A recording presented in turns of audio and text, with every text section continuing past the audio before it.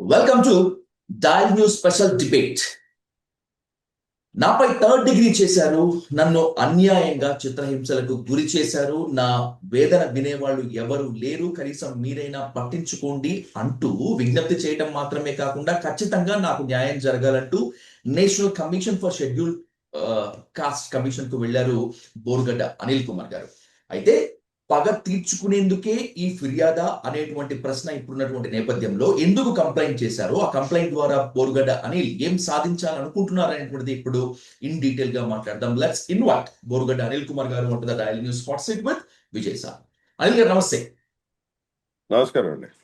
అనిల్ గారు, మీరు కంప్లైంట్ చేసినటువంటి whatever the matter that you have sent to the national commission చూశాను, and by the same way commission కూడా వెంటనే respond అయ్యి district collector superintendent of police ని కూడా దీనిపై వివరణ ఇవ్వండి అని చెప్పి సర్టెన్ పీరియడ్ ఇచ్చింది.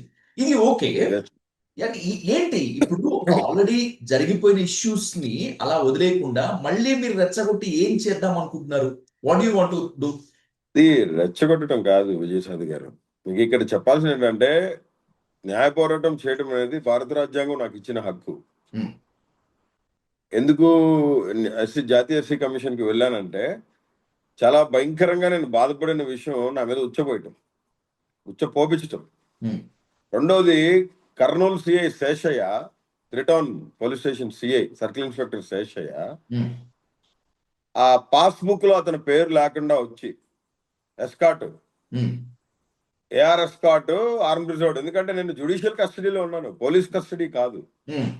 జుడిషియల్ కస్టడీలో ఉన్న నన్ను తీసుకొని వెళ్ళాలి అంటే ఏఆర్ ఎస్కాట్ తో హుసేన్ అనే ఎస్ఐతో పాటు వచ్చిన ఆయన టీము, ఆర్మ్ రిజర్వ్ ఫోర్స్ వాళ్ళ తాలూకా టీము నన్ను జాగ్రత్తగా నాకు ప్రాణరక్షణ కల్పిస్తూ వచ్చిన టీం, అది వెపన్స్ తో పాటు. అది కోర్టు వారు నాకు ప్రొవైడ్ చేసిన ఎస్కాట్, అది గవర్నమెంట్ కాదు. ఆ ఏఆర్ఎస్ కార్డు తో పాటు దొంగతనంగా వచ్చాడు శేషయ్య. కేవలం మిమ్మల్ని టార్గెట్ చేయడానికేనా? అతన్ని స్పెషల్ గా అపాయింట్ చేశారు. అతను ఒక స్పెషల్ ఆఫీసర్ అంట. ఆయన ఒక స్పెషల్ ఆఫీసర్. నన్ను వచ్చి తీసుకెళ్ళినట్టుగా పేరుంది ఒక రెడ్డి సిఐది. అంటే అఫీషియల్ గా అప్పటికి ఆయన ట్రాన్స్ఫర్ అవ్వకుండా కర్నూలు త్రిటౌన్ లో మురళీధర్ రెడ్డి, మురళీకృష్ణ రెడ్డి ఎవరో ఒక ఆయన సిఐ ఉన్నాడు. ఆయన పేరు మీద SI, CI, arm reserve SI Hussain వాళ్ళ టీం అందరూ కలిసి వచ్చారు. జైలు దగ్గర నాకు కస్టడీకి వెళ్ళేదానికి నోటీసులు అసలు ఇవ్వలా. నోటీసులు ఇవ్వకుండా నన్ను ఎట్లా కస్టడీకి పంపిస్తారండి? నాకు ముందు కస్టడీ నోటీసులు ఇవ్వాలా 10 రోజుల ముందే. ఫలానా తారీఖులో నేను వచ్చి కస్టడీకి తీసుకోపోతున్నామని నా లీగల్ కౌన్సిల్ కి చెప్పాలా. దీంట్లో క్రియాపాత్ర పోషించినోడు ఆ దౌర్భాగ్యుడు దుర్గా రమేష్. అతను ఆఫీసర్ కాదు, అతను ఒక బ్రోకరు. ఎందుకు అంటున్నానంటే, కస్టడీ నోటీసులు ఇవ్వకుండా నన్ను మెడపట్టుకొని బయటికి తోసాడు, జైలు బయటికి. లాస్ట్ టైం మనం చేసిన ఇంటర్వ్యూలో కూడా మీరు ఇతని నేమ్ తీసుకున్నారు కదా అనిల్ గారు? తీసుకున్నానండి. ఆయన రాజమండ్రి ఇప్పుడు టవర్ జైలర్ గా ఉన్నాడు, దుర్గా రమేష్. ఓకే. అతని కాలు కూడా ఎవరో జైలు బయట ఎవరో ఎరగొట్టారంట, కుంటుతా నడుస్తాడు పాపం. అక్కడ లోపల ఖైదీలు చెప్తే విన్నా నేను, నాకు తెలీదు. ఎస్పెషల్లీ ఫోకస్ అతని మీద. ఇప్పుడు ఎస్సీ కమిషన్, జాతీయ ఎస్సీ కమిషన్ లో కంప్లైంట్ పెట్టాం. ఏమనంటే, కస్టడీకి పోయేటప్పుడు అక్కడ ఖచ్చితంగా నేను ఛాలెంజ్ చేస్తానండి. ఛాలెంజ్ చేసి కంప్లైంట్ పెట్టాను జాతీయ ఎస్సీ కమిషన్ లో. ఎందుకు పెట్టానంటే అండి, నన్ను కోర్టుకు పంపించేటప్పుడు కానీ, నేను లోపలికి వచ్చే టైమింగ్స్ కానీ కెమెరాలో రికార్డ్ అవుతాయి. అక్కడ కెమెరాలో రికార్డ్ అవుతుంది కదా. నాకు కస్టడీకి నోటీసులు ఇవ్వకుండా ఎట్లా పంపిస్తారని చెప్పి నేను అక్కడ డిప్యూటీ సూపరింటెండెంట్లు ఇద్దరు, రాజ్ కుమార్ గారిని, ఇంకొక ఆయన పేరు ఏముంది, ఆయన కూడా ఎవరో బాగా నల్లగా ఉంటారు డిప్యూటీ సూపరింటెండెంట్, ఆయన పేరు మర్చిపోయాను నేను. ఆయన వేరే, ఇంకా జ్యుడిషియల్ జైలర్ రామారావు గారు, ఆయన అయితే లేరు ఆ రోజు. రామారావు గారు అనే వ్యక్తి లేరండి అక్కడ. ఆయన ఉంటే నన్ను వెళ్ళనిచ్చేవాడు కాదు, ఖచ్చితంగా వెళ్ళనిచ్చేవాడు కాదు ఆయన ఉంటే. ఈయన టవర్ ఎగ్జిక్యూటివ్ జైలర్ గా ఉన్న దుర్గా రమేష్ అన్ని తానయ్యి ఆయన చేతి కింద ఒక 4-5 కానిస్టేబుల్స్ లోపల పెట్టుకుని లోపల పనిచేసే వాళ్ళని, సార్ నాకు కస్టడీ నోటీస్ లేదు, నాకు అసలు తెలియదు సార్, మీరు ఎట్లా అంటే, ఇప్పుడే వచ్చారు, ఇప్పుడు కస్టడీ నోటీస్ ఇచ్చారు, ఇప్పుడు తీసుకెళ్ళిపోతారంటే వెళ్ళిపో అంటాడు. సార్ ఒక ఫోన్ చేసుకుంటానండి, మా వాళ్ళకంటే ఫోన్లకి ఇల్లు కుదరదు, ఇవ్వలేదు సార్. వాళ్ళ టార్గెట్ ఏంటంటే ఖచ్చితంగా నన్ను ఆ రోజు ఏదో చెయ్యాలి. ఎందుకంటే మా వాళ్ళకి తెలిస్తే నేను వెంటనే లీగల్ కౌన్సిల్ నా వెనకాల వస్తుందని రాజమండ్రి నుంచి. ఎందుకంటే నా పెద్ద చెల్లిని ఇచ్చింది రాజమండ్రి. మా బావగారు అక్కడ జైలు నుంచి ఒక 1/2 కిలోమీటర్ దూరంలోనే ఉంటారు. అది చర్చ్ మినిస్ట్రీ ఉంది, పెద్ద చర్చ్ మినిస్ట్రీ ఉంది అక్కడ రాజమండ్రిలో. మా వాళ్ళు, మా బంధువులు ఉన్నారు. మా చిన్నాది పెద్ద చర్చ్ మినిస్ట్రీ ఉంది అక్కడ. ఉమ్, కూతవేటు దూరంలో ఉన్నారు, జస్ట్ చిటికేసి వచ్చేస్తారు. ఉమ్, కారు వెనకాల ఫాలో అవుతారు, కుదరదని చెప్పి. తీరా కారు ఎక్కేసరికి డ్రైవింగ్ చేస్తా ఉన్నాడు సిఐ శేషయ్య. ఉమ్, ఆయన పేరు లేదు పాస్పోర్ట్ లో, సిఐ శేషయ్య పేరు లేదు పాస్పోర్ట్ లో. ఓకే. వచ్చిన ఎస్కాట్ పేరులో సిఐ శేషయ్య పేరు లేదు. స్టేషన్ కి తీసుకెళ్లారండి. ఉమ్, స్టేషన్ కి తీసుకెళ్లేటప్పుడే చేతులు కఫ్ చేసి ఇట్లా కట్టి ఏలాడి తీసి 14:30 గంటలండి. ఉమ్, మధ్యలో ఒక చపాతీ తినిపించాడు. చపాతీ తినిపించినప్పుడు ఈ ఒక్క చేయి తీసాడు. పాస్కి వెళ్ళాలంటే 2 చేతులు తీసి 4 మనుషులు పట్టుకొని తీసుకెళ్లి పాస్ వచ్చి తీసుకొచ్చి కూర్చోబెట్టారు. ఉమ్, అదేదో రాంగ్ రూట్లో పొలాల్లో కూడా తీసుకెళ్లారు బండి. ఉమ్, మెయిన్ రోడ్డు మీద పోలా బండి ఆ రోజు. ఉమ్, చాలా పెద్ద కాన్స్పిరసీ, చాలా భయంకరమైన కథ చేయాలనుకున్నారు. తెల్లవారుజాము 4 అయింది పోలీస్ స్టేషన్కి వెళ్ళేసరికి. ఉమ్, లోపల తీసుకెళ్లి పడేశారు. మంచినీళ్ళు, టిఫిన్ ఏం లేవు. ఎవడేం అడగలు, అడిగినా కానీ పట్టించుకునే వాళ్ళు లేరు. పోలీస్ స్టేషన్ మొత్తం ఖాళీ. ఓకే. నేను ప్రేయర్ చేసుకొని పడుకున్నా. పొద్దున్నే వచ్చేసరికి 11ంటికి నిద్ర లేపారు. లేపి టిఫిన్ తింటారా అని అడిగారు. ఏదో మెత్తబడిపోయిన సర్ది టిఫిన్ తీసుకొచ్చి పెట్టారు. పెట్టిన తర్వాత పోలీస్ స్టేషన్ లో కానిస్టేబుల్స్ మొత్తం వెళ్ళిపోతున్నారు బయటికి. ఏంటంటే వెళ్ళిపోతున్నారు అందరూ అన్న అంటే నవ్వుకుంటూ వెళ్ళారు. నవ్వుకుంటూ వెళ్ళిపోయారు. కొత్త టీం వచ్చింది, ఒక 4 మనుషులు వచ్చారు. వచ్చి పిలిచి, నువ్వు మాకు మేము అడిగినాటికి సహకరించాలా, నువ్వు మేము అడిగిన చెప్పాలా, మేము అడిగినాటి మీద సంతకాలు పెట్టాలి, నువ్వు పెట్టకపోతే మాత్రం నీకు వేరే లెవెల్ ఉంటుందని చెప్పేసి, సరే సార్ మీరు అడగండి, క్వశ్చన్స్ అడగండి అన్న. క్వశ్చన్స్ అడిగేదే లేదు. లోపల తీసుకెళ్ళిపోయారు. ఒక దిమ్మ కానిచ్చేసారు, కూర్చోబెట్టారు. 4 మనుషులు వచ్చారు. నా 2 కాళ్ళు కింద కూర్చోబెట్టి పంగజీల్చేసి 2 చేతులు పైకి ఇట్లా లాగేసి బాధ మొదలు పెట్టారు. కేకలేసి నా బాధ ఎవరికి చెప్పుకోవాలి విజయ్, నిజంగా చెప్తున్నా. ఎందుకు కొడుతున్నారు సార్, ఏం కావాలి సార్ మీకు, చెప్పండి సార్, ఏంటండి బాబు ఎందుకు కొడుతున్నారు మీరు, ఇది కరెక్ట్ కాదు. నా లీగల్ కౌన్సిల్ పిలిపించారు, అసలు నా లాయర్ని ఎందుకు పిలిపించట్లేదు, మీరు కస్టడీకి తీసుకొచ్చినప్పుడు నన్ను మ్యాజిస్ట్రేట్ ముందు ప్రొడ్యూస్ చేయాలి కదా, మ్యాజిస్ట్రేట్ ముందు ప్రొడ్యూస్ చేస్తామంటే మ్యాజిస్ట్రేట్ నిద్రపోతున్నారు, లగలేదని చెప్పారు. మీరు ఎట కుదురుతుంది సార్, అది కుదరదు కదా, మ్యాజిస్ట్రేట్లు అట్లా చేయరు కదా, ముందు నన్ను ప్రొడ్యూస్ చేయండి, నన్ను హాస్పిటల్ తీసుకెళ్ళి చెకప్ చేయించి మ్యాజిస్ట్రేట్ ముందు ప్రొడ్యూస్ చేసి మీరు కస్టడీకి తీసుకోవాలా, కస్టడీకి తీసుకున్నప్పుడు మీరు ఇట్లాంటి చేయకూడదు కదా సార్. ఎంఆర్ఓ గారు కానీ, విఆర్ఓ గారు కానీ, విలేజ్ రెవెన్యూ ఆఫీసర్ కానీ, ఆ పరిసర ప్రాంతాల్లో ఉన్న ఆఫీసరు, స్టేషన్ హౌస్ ఆఫీసర్ పరిధిలో జరగాలి, ఒక ఐఓ పరిధిలో జరగాలి, ఏంటి సార్ ఇదని చెప్పి అడిగితే ఏం లేదు, బీభత్సంగా అరగంట పంగ చీల్చేశారు. అయిపోయింది, ఆ రోజు అయిపోయింది. 2వ రోజు సేమ్, 3వ రోజు సేమ్. 3వ రోజు కోర్టులో ప్రొడ్యూస్ చేసిన తర్వాత కూడా 8:30కి తీసుకొచ్చి స్నానం చేయమన్నారు, స్నానం చేసాం. కొంచెం మిల్క్ కావాలని అడిగితే మిల్క్ తెప్పించారు. గొంతు బాగాలేదండి, గొంతు పోయింది, అరిచి గొంతు పోయింది విజయ్, నాకు అసలు మాట కూడా రావట్లా. టాబ్లెట్స్ తీసుకొచ్చి ఇచ్చారు, టాబ్లెట్స్ వేసుకున్నాను. వేడివేడి పాలు తాగాలంటే కొంచెం పాలు తెప్పించారు. తాగిన తర్వాత కోర్టు చెప్పింది, జడ్జి గారు చెప్పారు ఆయనకి ఏం కావాలని. మేడం స్నానం చేయలేదు, స్నానం చేయించి తీసుకెళ్ళిపోతా ఉన్నారు. అసలు స్టేషన్కి తీసుకెళ్ళకూడదు, మ్యాజిస్ట్రేట్ ముందు ప్రొవైడ్ చేసిన తర్వాత. మ్యాజిస్ట్రేట్ ముందు ప్రొవైడ్ చేసిన స్టేషన్కి తీసుకెళ్ళకూడదు, మ్యాజిస్ట్రేట్ ముందు ప్రొవైడ్ చేసిన స్టేషన్కి తీసుకెళ్లారు. తీసుకెళ్ళి మళ్ళీ 11:00కో 10:30కో మళ్ళీ చిత్రహింసలు, భయంకరమైన ఇది. అదే 3వ రోజు పొద్దునే విజయ్ లేడీతో రైట్ సైడ్ టెస్టికల్ మీద కొట్టించారు, లేడీ కానిస్టేబుల్. అదే స్టేషన్ లో ఆ రోజు పనిచేసిన అమ్మాయి కెమెరాస్ లో కూడా అమ్మాయి మొహం పడింది. శేష ఆధ్వర్యంలో అమ్మాయి లోపల బాత్రూమ్ లోకి వచ్చింది, బాత్రూమ్ లో కూడా కెమెరా ఉంది. ఈ పరిస్థితుల్ని నేను ఎందుకు ఫేస్ చేయాలి? ఓకే, నేను తిట్టానని నీకు అనిపించింది, అసలు నేను తిట్టానన్న వ్యక్తి వేరు కదా. నేను తిట్టానన్న వ్యక్తి వచ్చి కంప్లైంట్ పెట్టకుండా ఎవరో వచ్చి కంప్లైంట్ పెడితే, ఎవడో వచ్చి పెడితే గన్నయ్య గారు నన్నేందా నువ్వు 3rd డిగ్రీ ఇచ్చేది? సోషల్ మీడియా కేసు నువ్వు 3rd డిగ్రీ ఇస్తావా? అతను నన్ను 3rd డిగ్రీ ఇచ్చి ట్రీట్మెంట్ చేసినందుకు నేను వచ్చిన తర్వాత అతనికి మళ్ళీ అంటే ఎవరైతే రావాలో నన్ను తీసుకెళ్ళడానికి అదే రెడ్డి, సిఐ మురళీధర్ రెడ్డి, మురళీకృష్ణ రెడ్డి ఎవరు వచ్చాడు దించడానికి మళ్ళీ నన్ను. అతను నాకు చెప్పిన నిజాలు ఏంటంటే, తప్పు జరిగిపోయింది బాబు, క్షమించు, నా పేరు అడ్డం పెట్టుకొని వాడు 3rd డిగ్రీ చేశాడు, నువ్వు ఖచ్చితంగా చెప్పు, రేపు పొద్దున్నే కోర్టులో వెళ్ళు, హ్యూమన్ రైట్స్కి వెళ్ళు, నేను వచ్చి నీకు సాక్ష్యం చెబుతా. రెండో విషయం, ఆయన చెప్పిన మాట ఏంటంటే, ఇప్పుడు మీరు చేసే న్యాయ పోరాటంలో ఆయన వచ్చి మీకు అసిస్ట్ గా నిలబడతాడా? ఆయన ఇచ్చిన మాట అసలు ఎవరి మీద డిపెండ్ అవ్వలేదండి, నేను ఎవరి మీద డిపెండ్ అవను. ఎందుకంటే నేను దేవుడిని నమ్ముతాను, సజీవుడని నా దేవుడు నా తోడున్నాడు, ఖచ్చితంగా నా దేవుడు చూసుకుంటాడు, వాళ్ళు చూసుకునేది. బట్ న్యాయ పోరాటం అనేది ఖచ్చితంగా చేస్తాను, ఎందుకంటే నా చేతిలో ఆయుధం ఉంది, నేను లా చేశాను. నేను లా చేసిన వ్యక్తిని, భారత రాజ్యాంగాన్ని నమ్మిన వ్యక్తిని, దృఢంగా నమ్మిన వ్యక్తిని, మోషే ధర్మశాస్త్ర ప్రకారం భారత రాజ్యాంగ విధానాన్ని నమ్మిన వ్యక్తిని నేను.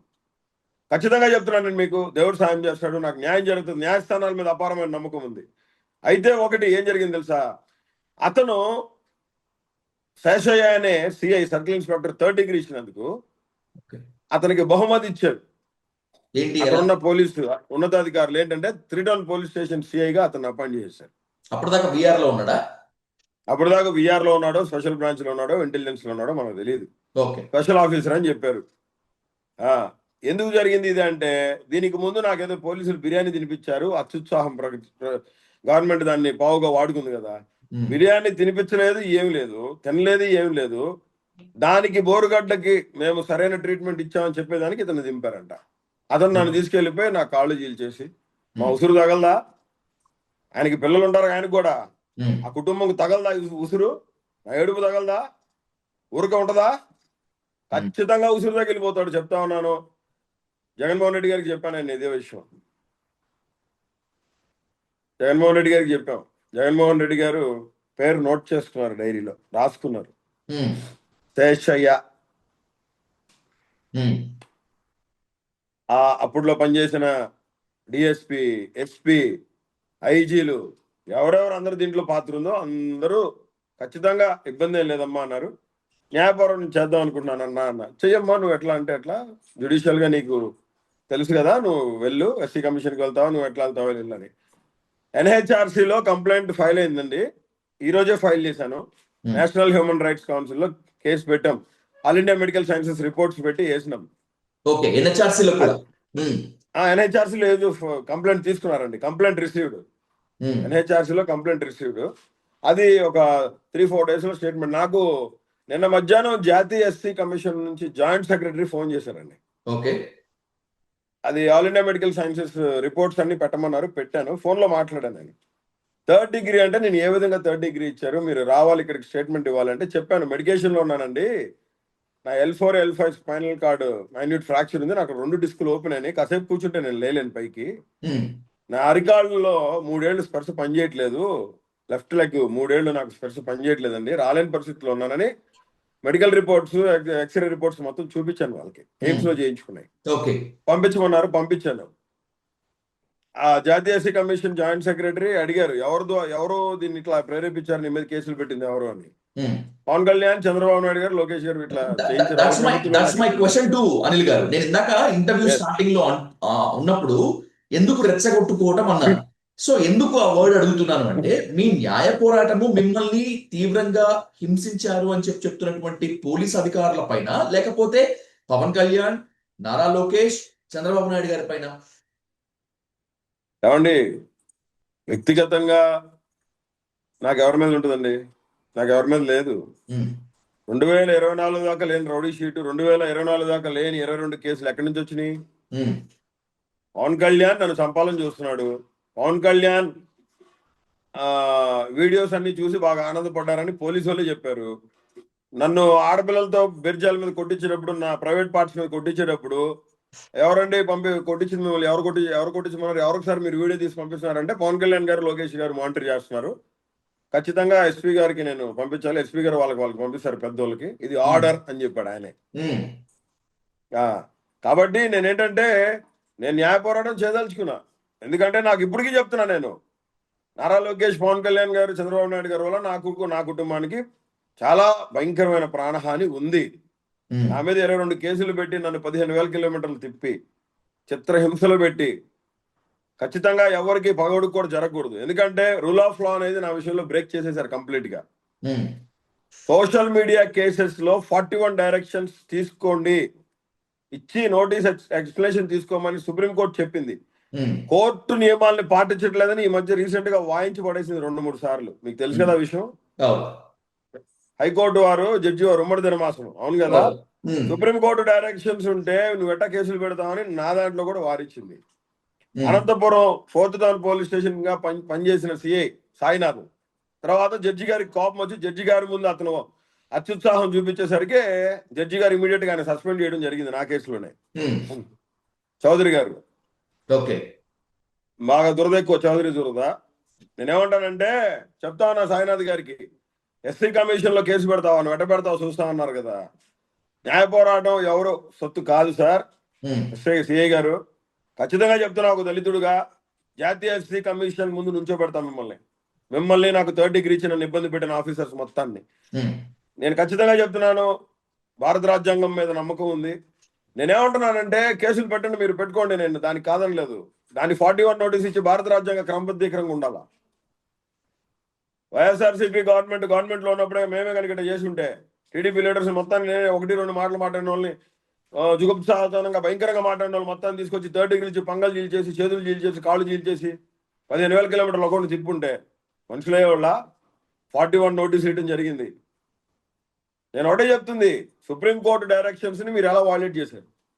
మీరు సుప్రీంకోర్టు డైరెక్షన్స్ ని పాటించకుండా మీ సొంత లాభం కోసం, మీ ప్రమోషన్ల కోసం ఒక ఉన్నత స్థాయి మంత్రి చెప్పాడనో, లేకపోతే పవన్ కళ్యాణ్ గారు చెప్పారనో, చంద్రబాబు నాయుడు గారు చెప్పారనో, లోకేష్ చెప్పారనో, వీళ్ళు చెప్పారనో ఒక దళితుడిని ఎలా ఇబ్బంది పెడతారు మీరు?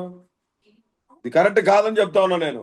మీకు జరిగినటువంటి అన్యాయం పైన న్యాయ పోరాటం చేసేందుకు మీకు పూర్తి స్థాయిలో హక్కు ఉంటుంది, అండ్ బై ద సేమ్ వే మీరు చెయ్యాలి కూడా.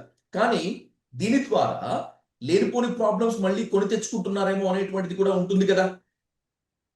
అంటే లేనిపోని ప్రాబ్లమ్స్ కొని తెచ్చుకునేదే ఉందండి. నేను బైండ్ ఓవర్ చేశాను నాకు ప్రాణహాని ఉందని. ఆంధ్రప్రదేశ్ ప్రభుత్వాన్ని, పోలీస్ డిపార్ట్మెంట్ ని, చంద్రబాబు నాయుడిని, లోకేష్ ని, పవన్ కళ్యాణ్ ముగ్గురిని బైండ్ ఓవర్ చేశాను ఎస్సీ కమిషన్ లో. 26వ తారీఖు కంప్లైంట్ ఇచ్చానండి నేను. ఎంత అది ఎమర్జెన్సీ లేకపోతే 29వ తారీఖు వాళ్ళు నోటీసులు పంపిస్తారు. 29వ తారీఖు పొద్దున నాకు కాల్ వచ్చింది joint secretary, national SC commission joint secretary దగ్గర నుంచి. మరి అది 3rd డిగ్రీ, అది భయంకరమైన పరిస్థితి. 245 రోజులు నేను జైల్లో ఉన్న మాట అబద్ధమా? 22 కేసులు నా మీద పెట్టి నన్ను తిప్పించిన మాట అబద్ధమా? నాకు 3rd డిగ్రీ ఇచ్చిన మాట అబద్ధం కాదే. నేనే ఒకటే అడుగుతున్నాను, నాకు 3rd డిగ్రీ ఇచ్చిన రోజు స్టేషన్ లో కెమెరాలు ఉన్నాయి, నన్ను కస్టడీకి తీసుకుపోయేటప్పుడు జైలు దగ్గర కెమెరాలు ఉన్నాయి, జైలు లోపల కెమెరాలు ఉన్నాయి, జైలు రూమ్ లో కెమెరాలు ఉన్నాయి. నాకు కస్టడీ నోటీసులు ఇవ్వాలా, నాతో సంతకాలు పెట్టించుకోవాలా దుర్గా రమేష్? నేను సంతకం పెట్టలా. దాన్ని డిప్యూటీ సూపరింటెండెంట్ ఆయన మోషన్ రాజు గారి మేనలుడు, ఆయన పేరు ఆయన పేరు ఆయన రాజ్ కుమార్ కాదు, ఆయన ఇంకో ఆయన పేరు ఏదో ఉంది, చిన్న డిప్యూటీ సూపరింటెండెంట్, 10 డిప్యూటీ సూపరింటెండెంట్. నేను చెప్తే కూడా వాళ్ళకి పట్టించుకోలేదు నన్ను. ఇతనికి కాళ్ళు ఇచ్చారు ఏంటంటే మేమేం చేయలేం, మొత్తం అతని చేతిలో ఉంది, జైల్లో దుర్గా రమేష్ చేతిలో ఉందని. కస్టడీకి నోటీస్ ఇచ్చి ఉంటే ఈ పరిస్థితి జరిగేది కాదు. కస్టడీకి నోటీసులు సర్వ్ చేయాల, వాళ్ళు నోటీసులు ఇస్తానికి వచ్చి తీసుకెళ్లిపోయారు నన్ను. న్యాయ పోరాటం పైన, భారత రాజ్యాంగం పైన నమ్మకం ఉందని మీరు పదే చెప్తున్నారు అనిల్ గారు. కానీ చాలా సందర్భాల్లో జాతీయ మానవ హక్కుల కమిషన్ లేదా రాష్ట్ర మానవ హక్కుల కమిషన్, ఎస్సీ కమిషన్, ఎస్టీ కమిషన్లు తీవ్రంగా రెస్పాండ్ అయ్యి ఆదేశాలు ఇచ్చినా కూడా ప్రభుత్వాలు బేఖాతరు చేసినటువంటి ఘటనలు నాకు ఎన్నో తెలుసు. సో ఆ ఉదాహరణతో అడుగుతున్నాను, ఆ పాయింట్ ఆఫ్ వ్యూలో గవర్నమెంట్ రెస్పాండ్ అయ్యి మీకు న్యాయం జరుగుతుంది, మీ న్యాయ పోరాటంలో మీరు సఫలీకృతం అవుతారన్న నమ్మకం ఉందా మీకు? ఎందుకంటే నేను నిన్నటి వరకు సెంట్రల్ గవర్నమెంట్ ఎన్డీఏలో పనిచేసి వచ్చినాను కదా, I know how the things will be. నేను నా చిన్నాయన సపోర్ట్ తీసుకుంటాను ఖచ్చితంగా. కేంద్ర మంత్రి రామదాస్ అత్వాలే గారి సపోర్ట్ తీసుకుంటాను. వీళ్ళెవరు సపోర్ట్ కాదండి. నేను ఒకటే లా తెలిసినోండి నేను. ప్లస్ సుప్రీంకోర్టులో పిటిషన్ పెండింగ్ లో ఉంది నాది. నాకు 3rd డిగ్రీ ఇచ్చిన డీటెయిల్స్ మొత్తం కావాలని చెప్పి సుప్రీంకోర్టు ఉమ్మడి ధర్మాసనం అడిగింది. ఇంతవరకు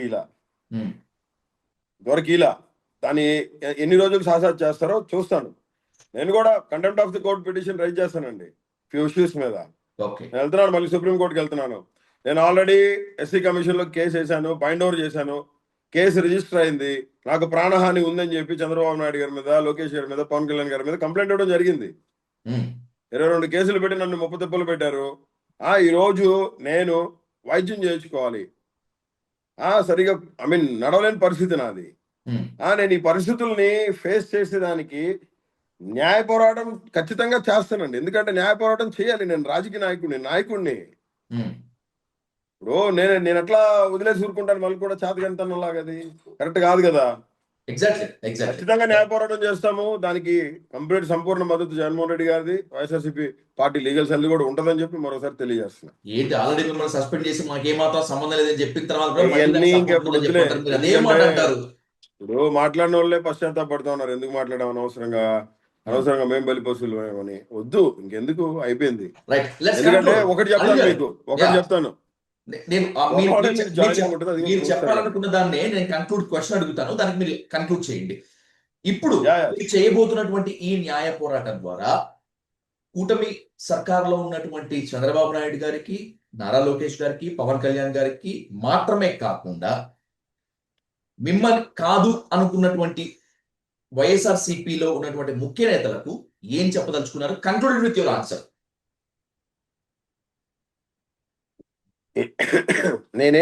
కాదని ఎవరు అనుకోరండి, కాదని ఎవరు అనుకోరు. నాకు కూడా ఒక విషయం తెలిసింది ఏంటంటే, అతనేదో నేనేదో బాగా మాట్లాడుతున్నానని నా మీద అసూయ ద్వేషం పెట్టుకున్నాడు అతను ఒక్కడే. అది ఉండొచ్చు, రాజకీయాల్లో కుళ్ళు కుట్ర సహజమే, ఇంకెవరు మాట్లాడలేదు కదా.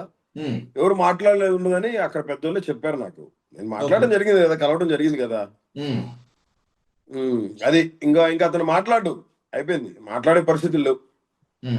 ఓకే, వైసీపీ వాయిస్ వరకు సరే, ఏంటి కూటమి సర్కార్కి ఏం చెప్పదలుచుకున్నారు అనిల్ గారు?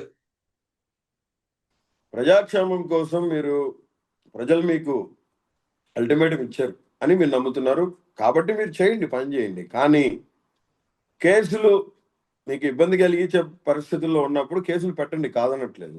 కానీ అవి మనిషిని చంపే విధంగా ఉండకూడదు. భారత రాజ్యాంగం కొన్ని ఆర్టికల్స్ ఇచ్చింది, కొన్ని యాక్ట్స్, జియోస్ తీసుకొచ్చింది. అది మనిషి శ్రేయస్సు కోసమే, మనిషిని చంపేదాని కోసం కాదు. ఈరోజు భారత రాజ్యాంగం కింద పనిచేస్తున్న జ్యుడిషియల్ సిస్టమ్ కానీ, ఎగ్జిక్యూటివ్ బాడీ కానీ, ఏదైనా ఎవరైనా సరే, జడ్జి గారైనా లేకపోతే ముఖ్యమంత్రి వారైనా ఎవరైనా, వాళ్ళు ప్రజాక్షేమం కోసం, ప్రజల కోసం పనిచేసేదానికి, ప్రజల శ్రేయస్సుని కోరే పరిస్థితులను బట్టే పోలీసు వారు పనిచేసినా, ఎవరు పనిచేసినా. కానీ ఈ పోలీస్ డిపార్ట్మెంట్ అనేది అత్యుత్సాహం ప్రదర్శించి అందరూ కాదండి, చాలా హానెస్ట్ ఆఫీసర్స్ ఉన్నారండి. లైక్ చాలా కృతజ్ఞుడిని వాళ్ళకి. చాలా మంది చాలా మంచి వాళ్ళు ఉన్నారు, పేర్లు చెప్పలేను ఇప్పుడు, సల్యూట్ వాళ్ళకి.